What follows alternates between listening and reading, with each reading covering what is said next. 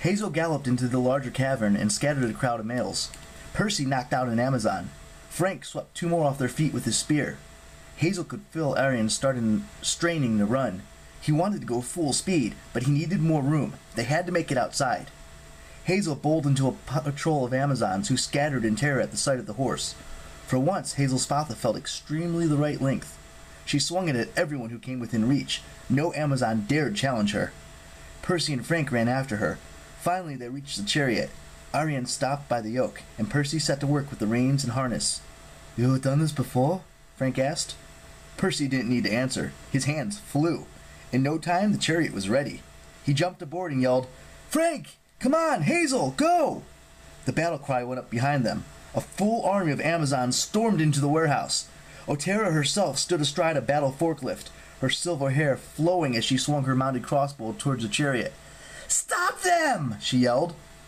Hazel spun Arion. They raced across the cavern, weaving around pallets and forklifts. An arrow whizzed past Hazel's head. Something exploded behind her, but she didn't look back. "The stairs!" Frank yelled. "No way this horse can pull a chariot up so many flights of...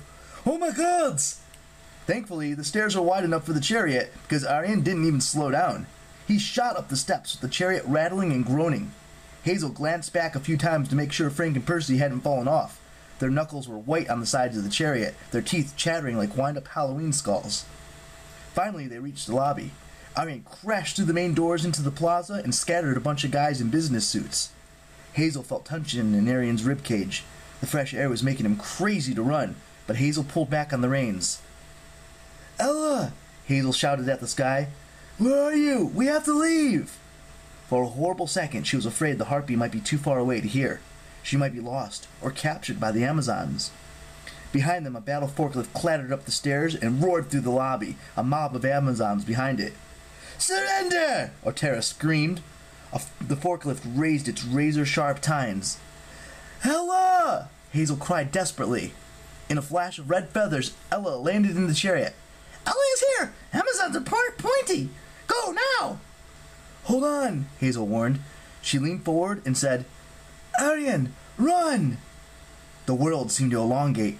Sunlight bent around them.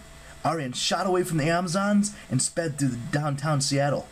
Hazel glanced back and saw a line of smoking pavement where Arion's hooves had touched the ground. He thundered across the docks, leapt over cars, barreling through intersections. Hazel screamed at the top of her lungs, but it was a scream of delight.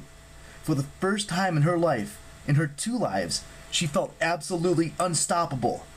Arion reached the water and leapt straight off the docks. Hazel's ears popped.